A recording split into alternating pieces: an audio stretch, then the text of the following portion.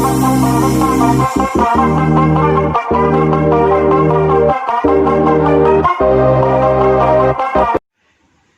वालेकुम दोस्तों, नजीब्स official YouTube channel में खुश आमदीद। दोस्तों, ये वीडियो 10वीं जमात महाराष्ट्र बोर्ड उर्दू मीडियम के सिलेबस रिलेटेड वीडियो है, जिसमें हम तालीमी साल 2020-2021 के लिए जो सिलेबस रिड्यूस हुआ है उसके बारे में डिटेल देखेंगे। इस वीडियो में हम मराठी कंपोजिट यानी कि थर्ड लैंग्वेज मराठी को कवर कर रहे हैं। उसके सिलेबस को देख रहे हैं कि उसमें से क्या क्या रिड्यूस किया गया है। Marathi language, Marathi third language, Marathi composite जिसे बोला जाता है, और 40 मार्क्स का जिसका पेपर होता है। 10 मार्क्स इंटरनल के होते हैं, 40 मार्क्स का थ्योरेटिकल फाइनल पेपर होता है। तो उस सब्जेक्ट का सिलेबस रिडक्शन है ये। यहाँ पर आंतर भारती की किताब है, किताब का नाम है आंतर भारती 10वीं संयुक्त भाषा यानी कि कंपोजिट लैंग्वेज। इसके अंदर chapter number 4 children of haven, 9 तरफ और भल गाड़ी दादा ये कविता, ये पूरा ओमिट किया जा चुका है।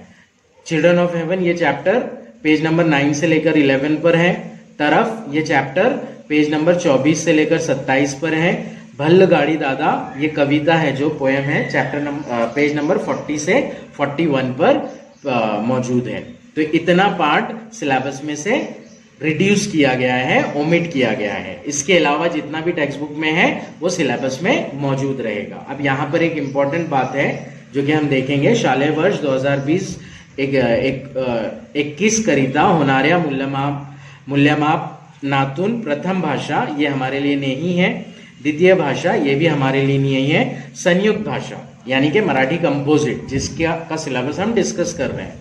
संयुक्त भाषा मराठी इयत्ता 10वी या इयत्ता करिता वरील पाठ्य घटक वगळण्यात आलेले आहेत। ये जो पाठ्य घटक है, मतलब जो चैप्टर्स हैं, वो सिलेबस में से रिड्यूस किया गया है, ओमिट किया गया है। अंतर्गत मूल्यमापन तसेच वार्षिक परीक्षा यामध्ये या घटकावर आधारित कोणत्याही कृती विचारू जाये नयेत। इन चैप्टर से रिलेटेड कोई भी एक्टिविटी या क्वेश्चन आपको नहीं पूछा जाएगा एग्जाम में।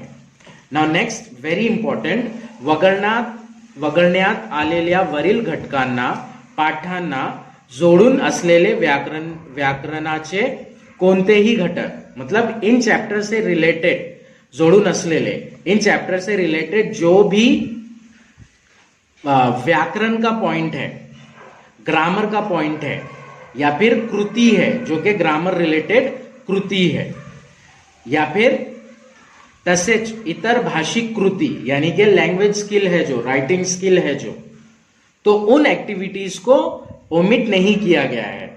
इतर भाषिक कृति इत्यादी वगळण्यात आलेले नाहीत, त्यांचे अध्ययन व अध्यापन आणि मूल्यमापन होणे आवश्यक है। केवळ गद्य व पद्य पाठ व त्या पाठासंबंधित स्वाध्याय कृती मूल्यमापनातून वगळण्यात आलेल्या आहे। तो ये सिर्फ चैप्टर्स और पोएम्स ओमिट किए गए हैं आपके सिलेबस में से। इनके पीछे अगर कुछ ग्रामर की एक्टिविटी है, कोई राइटिंग स्किल की एक्टिविटी है, लेखन कौशल्य है, तो वो ग्रामर में से ओमिट नहीं किया गया है।